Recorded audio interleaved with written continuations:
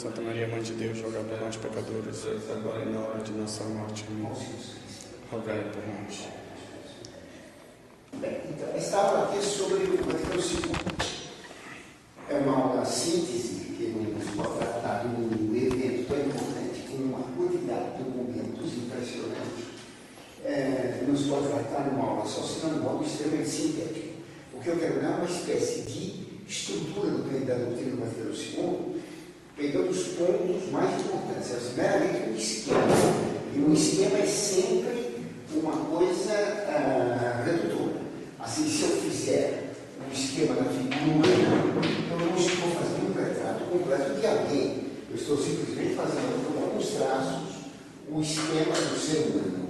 Assim, esse esquema da doutrina do Vaticano II é uma síntese mínima para numa aula só, quem ouve ou compreender qual é a linha central do pensamento do Vaticano II. O Vaticano II tem uma linguagem extremamente ambígua, é uma linguagem fenomenológica que torna muito difícil para uma pessoa que não está entrosada na terminologia da filosofia fenomenológica compreender o que foi dito.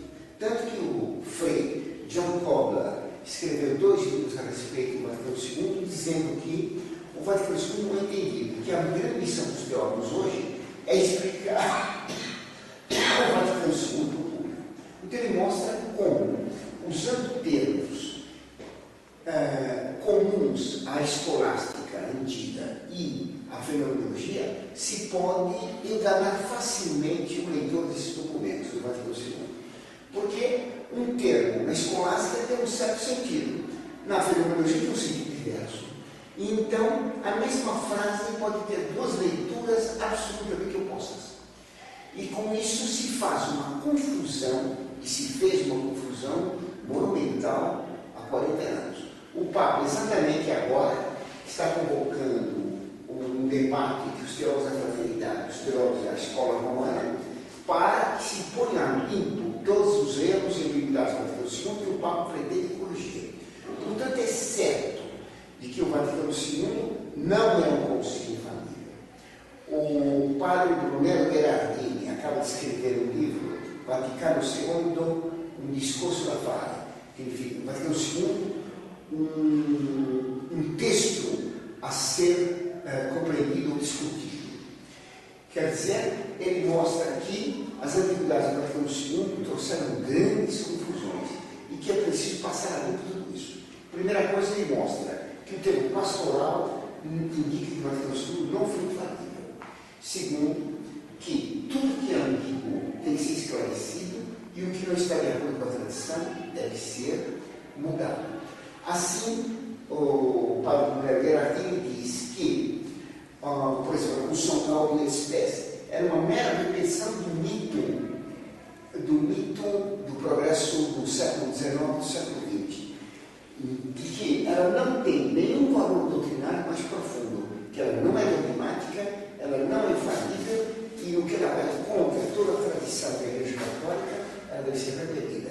E esse padre foi convocado para ser figura central dos debates entre a fraternidade e os teólogos do Vaticano. E o livro dele, Vaticano II, um discurso da fare, uma questão a ser discutida.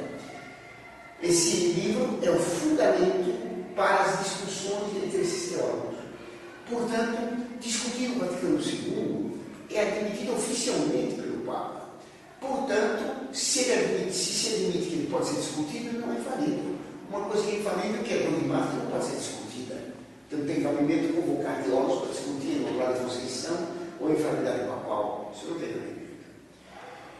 Para dar uma linha central do Vaticano II, eu pegaria alguns textos mais importantes. Esses textos, desses princípios, desses textos, ele vai decorrer uma porção de consequências erradas do Vaticano II.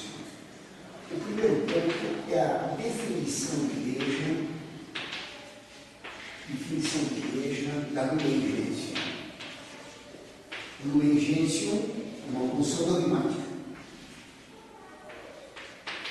Luz dos povos, Lumen Gentium, uma função dogmática. Dogmática porque ela trata assunto dogmático, mas ela não fez nenhum pronunciamento dogmático. O segundo ponto seria um texto da Gaudium et Spes,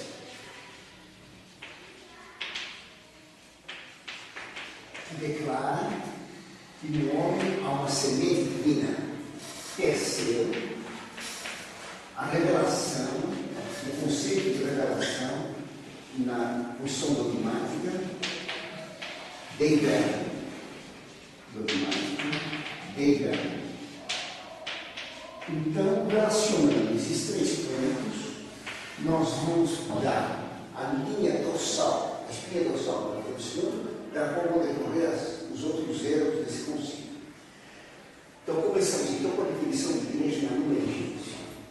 A definição de igreja na Numa Gentium é uma definição muito curiosa. A igreja foi definida muitas vezes, de modo muito claro, por doutores da igreja, por concílios e tudo mais. Ou como é que ela foi definida? Eu dou uma definição puramente de memória. A igreja é a sociedade divina e humana em que Cristo é a cabeça e os fiéis são os membros. Essa sociedade divina e humana ela é formada por todos aqueles que são batizados, que creem e professam a doutrina de Jesus Cristo, submissos ao Papa, chefe da Igreja Vigária de Cristo, aceitando todos os sacramentos, tá, e na prática, na obediência ao Papa, no supremo chefe da Igreja Vigária de Cristo e aos bispos, tá, aceitando todos os sacramentos e procurando viver todos os mandamentos. Essa é a definição da igreja. A igreja contém pessoas santas e pecadoras, porque os pecados contra a caridade não excluem a igreja.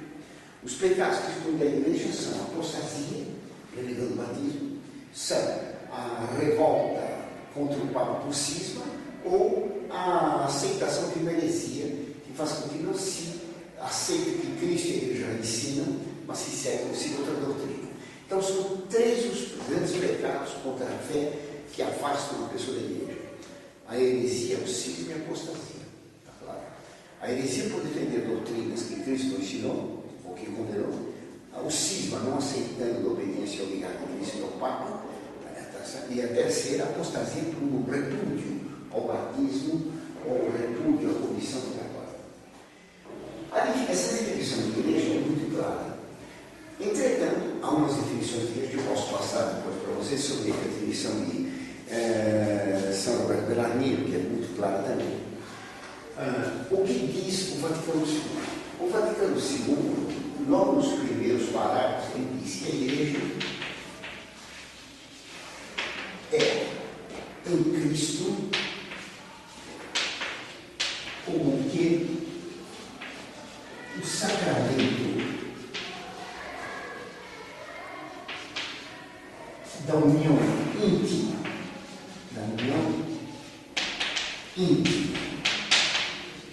dos homens com Deus,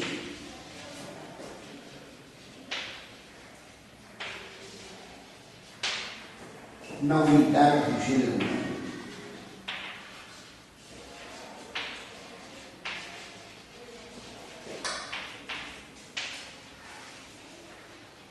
Eu creio que a definição está aqui nas próprias palavras dos textos da Numa Gentium. Eu não importo, mas é isso.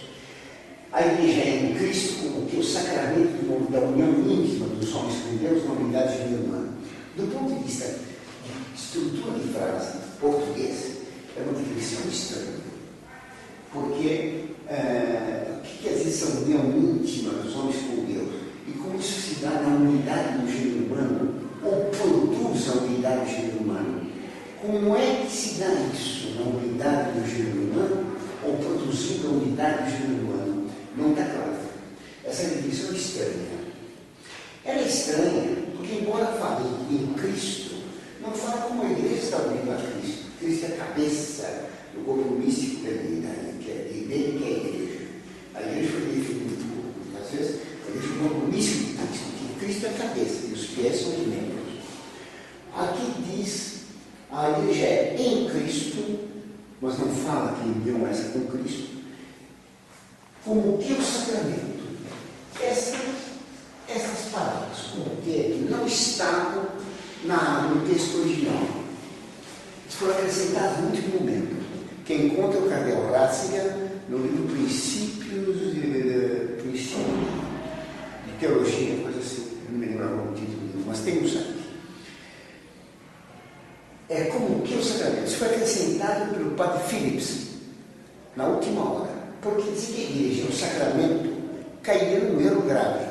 Porque sacramentos são 7. Sacramentos são 7. E o Concílio de Trento, infalido, declarou que se alguém disser que há mais que 7 sacramentos ou menos que 7 sacramentos, está herege, condenado. Então não se podia fazer um 8º sacramento da igreja. A igreja não é um sacramento. E daí o Padre Phillips sugeriu colocar um como que impede o erro palmar materialmente e formalmente errado que a igreja é um sacramento. Então ele pôs lá, a igreja é como que o sacramento. Mas por como que numa definição é um absurdo. Por que um absurdo? Porque a definição de algo consiste em dizer o que a coisa é e por que ela é aquilo distinto de outras coisas. Por exemplo, eu digo, homem é animal nacional. Quando eu digo que o homem é animal nacional, eu estou dando os limites da natureza humana. Eu estou dizendo que o homem é um animal, afirmo que tem um corpo material. Portanto, o homem é um anjo. Quando eu digo que ele é um animal racional, eu separo ele dos animais, dos puros animais. Os puros animais não têm razão, não têm inteligência. O homem é um ser animal no seu corpo e inteligente. Ele é composto de um corpo e de uma alma espiritual. Pelo seu corpo ele é animal, pela sua alma ele é racional. Está claro? Então o homem não é nem anjo nem animal.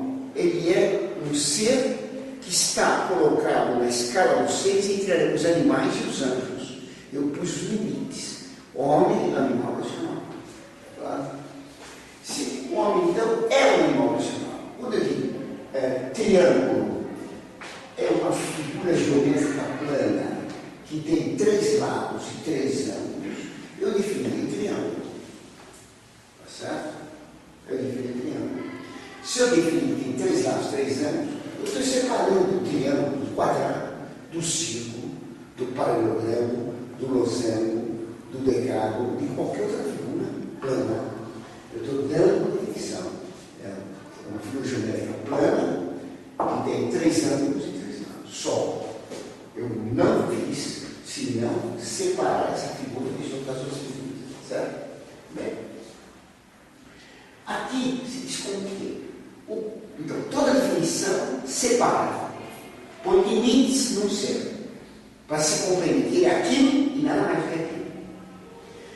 Quando eu digo que seu filho parece com você, claro, ou que sua filha mais velha parece mais com você do que a filha mais moça, eu lembro mal os rostos delas.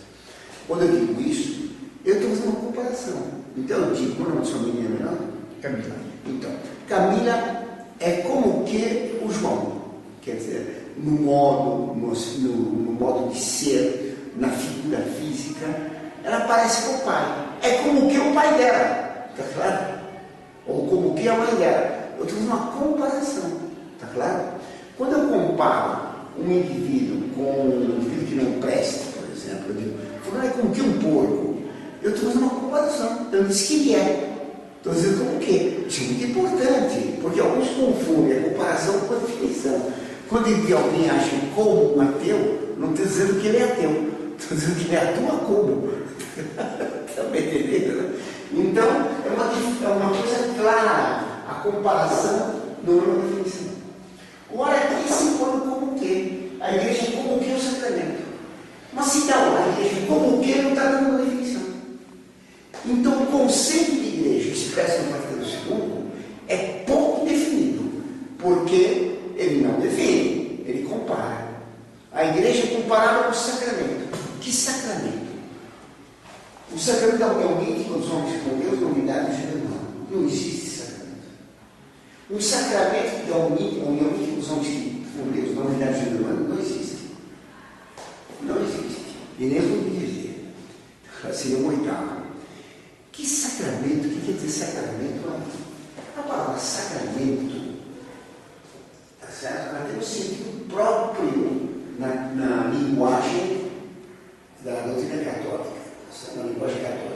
sacramento? A definição de sacramento é um sinal sensível e eficaz de uma graça. Isso é um sacramento. Um sinal representa algo. Assim, por exemplo, a águia da Montfort é um sinal distintivo da Montfort. Ela é um sinal. Está claro? Aquele sinal foi feito por mim para mostrar em concreto uma chaculatória que ele havia feito. Dai-nos virgem pura, fé, pureza e bravura. Fé, pureza e bravura. A águia é um animal que tem bravura, ataca com valentia. A águia, ela tem um olho bem vivo, vive numa altura imensa e vê as coisas pequenas no chão. Costumo dizer que a águia contempla, nas alturas, ela contempla diretamente o sol, que o olho dela não é ofendido pelos raios solares. Então, esse olho aberto da águia, fixando o sol, o símbolo de Deus, significa o olho da fé fixando em Deus. Então, a fé representava no olho da águia. No coração da águia, pusemos uma flor de lis, que é uma flor que nasce na lama e que se mantém limpa no meio da lama, representando, portanto, a pureza. É claro? Não, então, a águia representa a virtude da fé pelo seu olho fixador do sol da verdade. Representa a pureza porque tem no peito, no coração, o limpo, que é limpo mesmo no meio da lama. E terceiro, então, a fé é virtude da alma, a pureza é virtude do corpo, e ela tem 2 espadas, porque não basta ter fé e pureza, é preciso defender essas virtudes. E por isso tem 2 espadas, porque Cristo disse para Pedro: agora quem não tem uma espada, vem do seu manto e compre uma. E Pedro disse: eu tenho 2. E Cristo disse: são suficientes. Cristo disse: são suficientes. E Pedro, o Papa, tem 2 espadas: a espiritual para excomungar e a material para governar a igreja e os territórios sobre a igreja no centro da idade. Então, o sacramento, a área da Montfort não é um sacramento, é um mero símbolo. Se eu fico olhando aquela área, eu posso entender o que ela significa, mas aqui não produz bravura em mim, não produz pureza em mim, não produz fé. É um sinal, mas não produz a graça da fé, a graça da pureza, nem a graça da coragem. Não é sacramento. O sacramento significa algo e produz o que ele significa. Assim, a água do batismo, com água limpa, significa que a água do batismo vai limpar a alma do pecado original. Mas, de fato, a água do batismo lava a alma. Então, o batismo é um sacramento porque ele representa a pureza da limpeza da alma e realmente aquele sacramento lava a alma. Está claro? Então, o sacramento é um sinal sensível e eficaz da graça sobrenatural, que não se é. Está claro? Essa é a definição do sacramento, está no catecismo. A palavra sacramento em grego, ela é representada por uma outra palavra, mistério.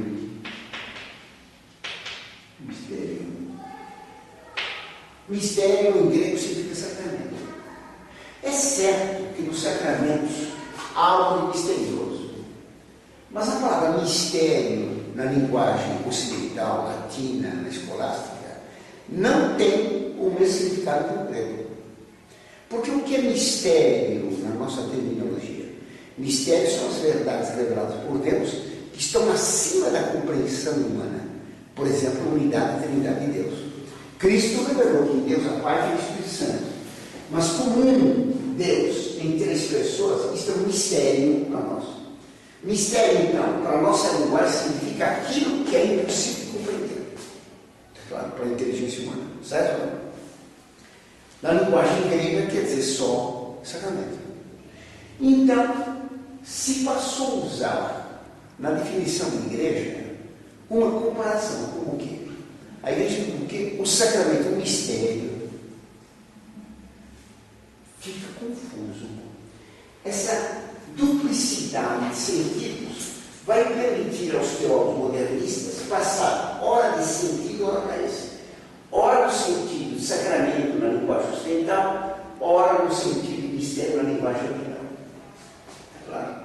Os mistérios da religião católica são 2, fundamentalmente. A unidade de Deus, encarnação, paixão e morte do nosso Jesus Cristo. Eles são representados na cruz. Nós temos em nome, unidade, do Pai, Filho e Espírito Santo, Trindade.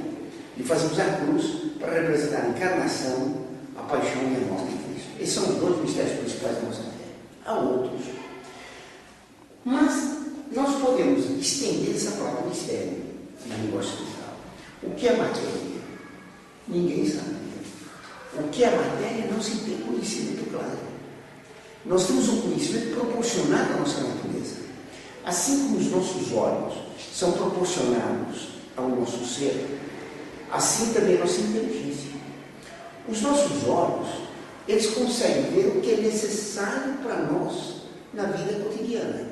Se nós tivéssemos uma visão como a de um telescópio, nós estaríamos vendo constantemente astros longínquos, mas tropeçaríamos na carteira. Está claro, não? Está claro? Se nós tivéssemos uma visão microscópica, nós veríamos então tudo quanto é coisa minúscula, mas não teríamos noção do que uma coisa é. Está claro? Haveria uma dificuldade para nós caminharmos, nós vivermos. Deus nos deu uma visão proporcionada à finalidade que nós temos aqui na Terra. A visão física dos olhos. Assim também a nossa inteligência. A nossa inteligência tem dois limites. Nós não compreendemos o que é infinito, Deus, e não compreendemos o que é mínimo, a matéria.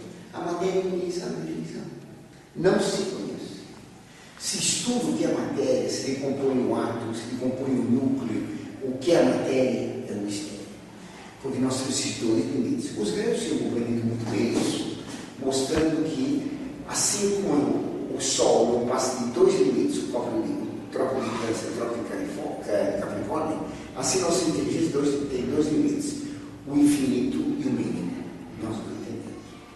Então, para nós, a palavra mistério, teologicamente, significa a impossibilidade de compreender as grandes verdades reveladas por Deus sobre Ele mesmo, unidade e trindade e a encarnação de Cristo. Do ponto de vista natural, mistério são essas coisas naturais que nós não temos um conhecimento pleno. De nada nós temos conhecimento absoluto. Então, essa carteira, eu compreendo que ela é uma carteira, mas não compreendo o que é a substância dela de jeito nenhum. Eu vejo que é de madeira, mas o que é madeira? O que é ferro? Isso eu não sei. Nós sabemos o que é ferro, o que é madeira, mas a última essência do ferro e madeira não sabemos. Nós temos conhecimento certo, mas limitado. Só Deus tem um conhecimento certo e absoluto. Está claro? Deu para entender? Então nós temos o mistério, um sentido natural também. E usar uma palavra assim, com dois sentidos diversos, ora passando por sentido grego, ora por sentido escolástico, dá confusão. A igreja é como um Deus sacramento, então não é sacramento. O que é a igreja? Não está dito. Não está dito. Então, se não está dito o que ela é, como é que se passa para o seguinte?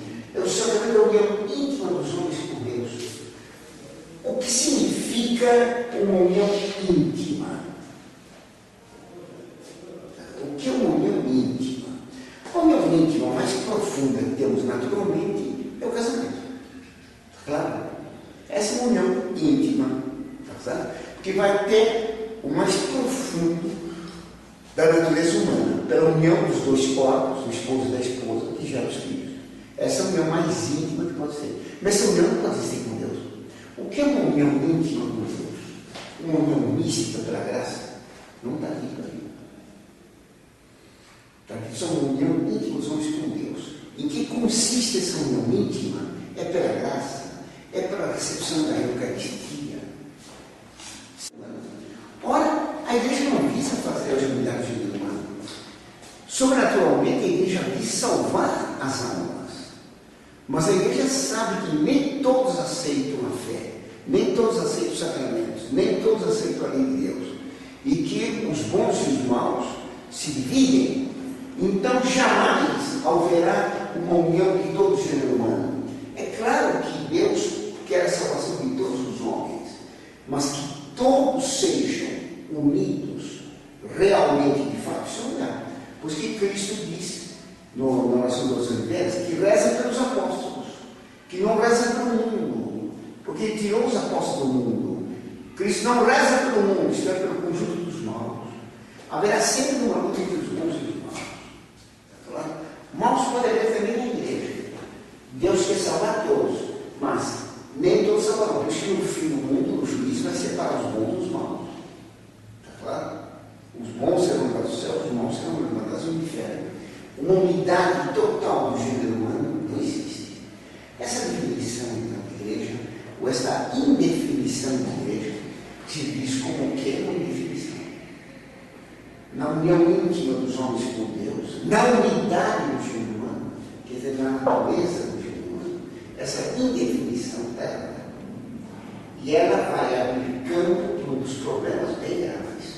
Está claro isso? Bem, daqui nós passamos para um outro texto, que é da Albert Speer, que esclarece um pouco isso. Porque o que diz a Albert Speer? A Albert Speer diz, no número 3 dela, que acho que no livro da Vaticano II, dos livros do Vaticano II, pela voz, página 145, 154, me lembro. A Albert Speer diz: Deus colocou uma semente divina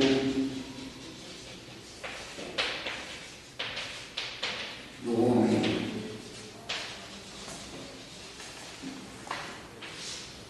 Ora, isso é gravíssimo. Se tem uma semente divina no homem, um germe divino no homem, então todo mundo tem salvo. Por ser homem. Por ser uma semente divina, Deus não pode mandar nenhum homem no inferno. Todo homem, mesmo que morra em pecado, tem uma semente divina. Você quer entender quanto? Tá certo? Tem uma semente divina. É só regar que ele se salva. Basta regar que ele se salva. Essa afirmação, ela é absolutamente suspeita de gnose. Porque todos os sistemas gnósticos afirmaram isso. Que era no homem uma semente divina, uma centelha divina, uma partícula divina, está claro? Todos sabem isso. E por isso todo homem, ele tem dentro de si algo de divino e por isso ele está salvo por ser homem. Por isso João Paulo II dizia, simplesmente pelo fato de alguém ser concebido no seio de sua mãe, ele já está unido a Cristo, porque quando o Cristo se uniu, quando o Verbo se uniu ao homem no seio de Virgem Maria, uniu-se de algum modo a toda a criatura humana, a todo o gênero humano. Então, é através dessa semente divina existente em todo o ser humano, é que se dá a união íntima do homem com Deus. Se nós temos uma semente divina, eu estou, no mais profundo do meu ser, unido intimamente a Deus. Porque tem uma substância dele em mim. Está compreendendo? Assim como todos os elétricos têm uma unidade por possuir todos o vírus da AIDS, assim nós temos a semente divina. Está claro? Todos os elétricos são idénticos. Está claro? Todos que têm semente divina são divinos. Então o judeu é divino, o ateu é divino, o pagão é divino, o budista é divino, o macumbeiro é divino, o católico é divino, o protestante é divino. E não é necessário pertencer a nenhuma religião. Todas as religiões são. Como não é necessário praticar nenhum mandamento. Como não é necessário entender nada. Basta ser humano, porque tem essa centelha divina que faz a unidade do ser humano, unida intimamente com Deus, de modo misterioso. A igreja é a união de todos os homens que estão unidos a Deus. A igreja é a humanidade. E é o que o Vaticano II vai deixar entender em vários documentos. Confunde-se a igreja com a própria humanidade. A humanidade é que é a igreja. E por isso toda divisão, toda excomunhão deve ser eliminada. Por isso o Vaticano II não quis excomungar ninguém. Daí uma coisa curiosa. Quando João Paulo II excomungou Dom Lefebvre e Dom Maia, ele, por assim dizer, excomungou o Vaticano II. Porque se não pode excomungar ninguém pela fé, como é que excomungou os dois? Claro, não tem cabimento. Essa gente deve ter liberdade de imprensa e depois processa. Porque dizem eles abusam da liberdade de imprensa para criticá-los.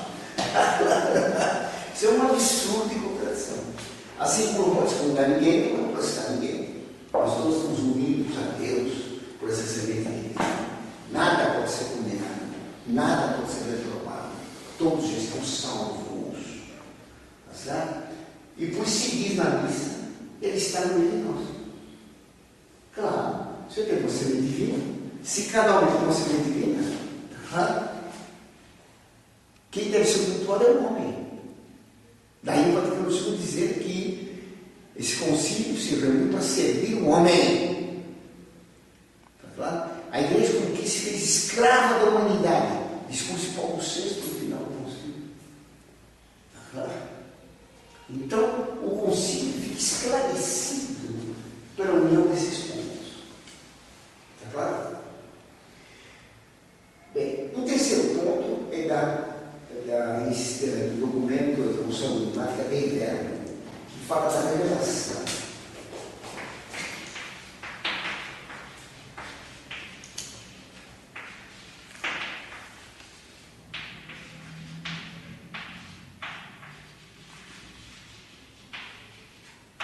Deus se revelou ao homem. Tá certo? Primeiro ponto. Deus se revelou ao homem. O que se entende por Deus se revelou ao homem? Sujeito à frase Deus. O que revelou-se. O que se entende normalmente por isso? Que Deus se revelou a Adão, se revelou a Abraão, a Moisés, se revelou aos homens através de Cristo, ensinando verdades a respeito dele mesmo e a respeito de todo aquilo que se refere à salvação. Está claro? Então Deus revelou verdades. Por isso que Deus diz que a fé vem pelo ouvido. Diz isso em São Paulo, nesse Espírito. A fé vem pelo ouvido. São verdades. Pois não, o Senhor disse: quem não crê, quem crê será salvo. Mas quem não crê, não. Então, a revelação é de verdades. Daí ser necessária a fé para a salvação. Por isso está dito também por São Paulo e Cristo dos Hebreus: sem a fé ninguém pode agradar a Deus. Fé é a adesão a verdades reveladas por Deus sobre si mesmo e confirmadas pela igreja. Se não se tem verdadeira fé, não se pode salvar. Então a fé é sobre verdades. Ora, a interpretação que é dada nesse texto da Inverno, a esse ser, Deus se revelou. Não é que Deus disse verdades, mas Deus revelou-se. Ele deu o ser dele. Ele comunicou a sua res, a sua substância. Claro? Ele deu a ele mesmo. Assim como na Eucaristia nós recebemos o próprio corpo, sangue e alma e divindade de Cristo, assim teria sido revelado, dado o seu corpo, sangue e alma. Por isso que eles cultuam tanto a presença de Cristo na Eucaristia quanto na Bíblia, na Sagrada Escritura. É errado? Claro? A presença de Cristo na Eucaristia é uma presença substancial. O que eles dizem aqui é que este ser não é verdade sobre Deus, Deus revelou verdades sobre Ele mesmo, mas Deus deu a sua substância divina. Ele revelou a substância divina dele. Ele comunicou o ser. O próprio ser dele, a substância da divindade foi dada à humanidade. Foi dada à humanidade como? Na semente posta no gênero humano. Está claro? Então, não se perde a importância ao credo, à fé. O importante é compreender que temos entre nós uma substância divina. Por isso está dito que, isso João está aqui na Gaudium et Spes, João Paulo II vai entender muito, Deus veio revelar ao homem o mistério da Santa Trindade, não do homem. Cristo veio revelar aos homens o mistério do homem. Quer dizer, existe na natureza do homem uma coisa que é misteriosa e não conhecida racionalmente. Eu conheço racionalmente o que é o corpo e a alma. Mas, para eles não. O que eu conheço racional, o que eu conheço agora é misteriosamente. que eu tenho uma semente divina dentro de mim. E por isso eu estou salvo. Então esse é o mistério do homem. Nós temos dentro de nós uma semente divina. O nosso ser é divino. E por isso nós todos somos salvos. E essa divindade da humanidade é que Cristo vai revelar ao homem. Então, o que está dito no capítulo 2, Cristo não veio revelar a verdade, está dito claramente. Está insinuado nessas partes misteriosas.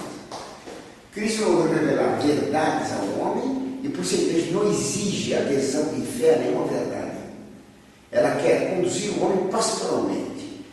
O homem é o centro do universo, porque tem nele uma semente divina. Alguns dizem, para combater essa minha disposição, de que está na primeira epístola de São João, uma das 3 epístolas de São João, que Deus comunicou a semente divina ao homem. Eu já respondi essa objeção, mostrando que isso significa simplesmente a graça.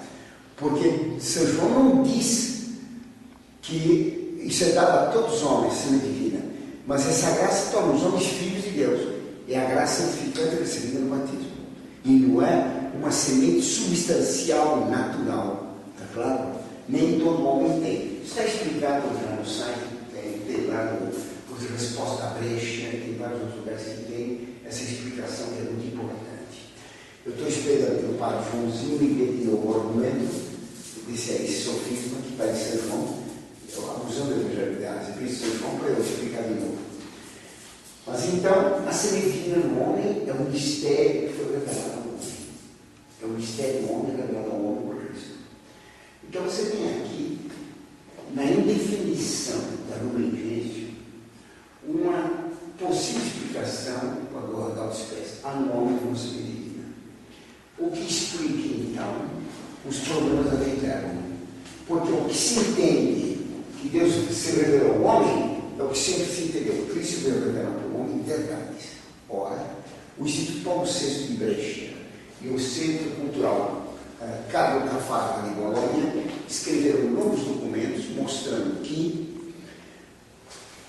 esta revelação não é de verdades, mas é uma revelação da própria res divina. É a substância divina que é posta no homem, a semente divina.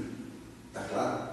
Então, eles explicam o texto ambíguo de um modo gnóstico. Essa explicação torna todo o conceito razoável. Todo o conceito. Como é que Paulo VI diz no discurso final? Alguns acusam o concílio de ter se desviado para o antropocentrismo. Desviado não, desejado. O concílio foi antropocêntrico. Ele quis servir o homem. Então, o homem é colocado no centro de tudo, porque o homem é a divindade oculta em nós. Está claro? Nós temos uma semente divina. Por isso o concílio é antropocêntrico. Por isso ele diz que todo o concílio foi feito para a humanidade. Nesse concílio a igreja como que se fez serva da humanidade, escrava da humanidade. Por isso quando os russos chegaram, lançaram o Sputnik com o ser humano, ele correu à rádio vaticana dizendo, Paulo VI, glória ao homem nas alturas, parodiando o cântico dos anjos de Belém, glória a Deus nas alturas, glória ao homem. Ele substituiu a palavra Deus para a palavra homem, glória ao homem nas alturas, o homem que era rei da terra e agora é príncipe dos céus. O concílio foi antropocêntrico. O homem é divino, porque você é divino. Por isso, não importa a religião que o homem esteja. Ele tem uma semente divina, todos os homens serão salvos. Daí conseguimos declarar que Deus atua em todas as religiões e pode salvar membros em todas as religiões. Quando o dogma diz fora da igreja não há salvação. Por isso tem que ter o ecumenismo. O ecumenismo do Vaticano II não trata de convencer os outros a voltarem à igreja, dando argumentos, ensinando a verdade. Porque não é verdade o que Deus revelou. Deus revelou-se a sua substância. Por isso não pode ter polêmica. A polêmica supõe que alguém tenha uma verdade e o outro não. E vai se discutir. Não há que discutir. Há que revelar ao outro, você é tão divino quanto eu. Hoje tem uma notícia que um bispo alemão, Dom Bode, é um nome bom para ele. Dom Bode declarou que Lutero teve grande valor para as duas igrejas, para a protestante e para a católica. E que ele falou coisas muito verdadeiras. Quer dizer, defender o luteranismo abertamente. Todas as religiões são. Ninguém pode ser condenado por ser macumbeiro, por ser judeu, por nada. Nenhuma religião é verdadeira, nenhuma é falsa. O homem se salva pela sua própria natureza. É a natureza divina oculta do homem, o mistério do homem faz a unidade do gênero humano. Por isso é possível colaborar com a maçonaria, que visa fazer a unidade do gênero humano. Está claro? Por isso, João 23, no discurso de abertura, declarou que esse concílio não era convocado para servir a igreja, que a igreja estava numa grande época de apogeu. Nunca houve um clero tão santo, nem tão unido, imagina, não nem tão sábio, mas que o concílio é convocado para fazer o bem da humanidade. Por isso se chama-se Humanae Salutis, da salvação da humanidade, ameaçando pela guerra atômica. O concílio é uma colaboração, tá certo? Por isso se diz na Glória dos Pés, a igreja oferece ao gênero humano a sua colaboração para fazer a unidade e a paz, a concórdia universal. Como é que a igreja oferece para o gênero humano? Convocou-se o gênero humano e a igreja então falou com o gênero humano. Quem são esses interlocutores que falam com a igreja e que a igreja fala com eles, que vai fazer a unidade do gênero humano? Quem que representa o gênero humano? Está claro? Essa é a representação do gênero humano, é a maçonaria. Tá certo? Então, sendo reconhecida a divindade do homem, tudo está reconhecido. Por isso, o ecumenismo. Todas as religiões são. Por isso, não pode discutir com as outras religiões. Porque o frescor não é sábio por admitir verdades, é por reconhecer que tem uma crença divina. Por isso diz que a revelação é uma experiência interior. Antes, a revelação era por verdades que vinham pelo ouvido, os apóstolos ensinavam. Agora não. É um conhecimento interior, uma experiência. Eu tenho experiência de Jesus dentro de mim.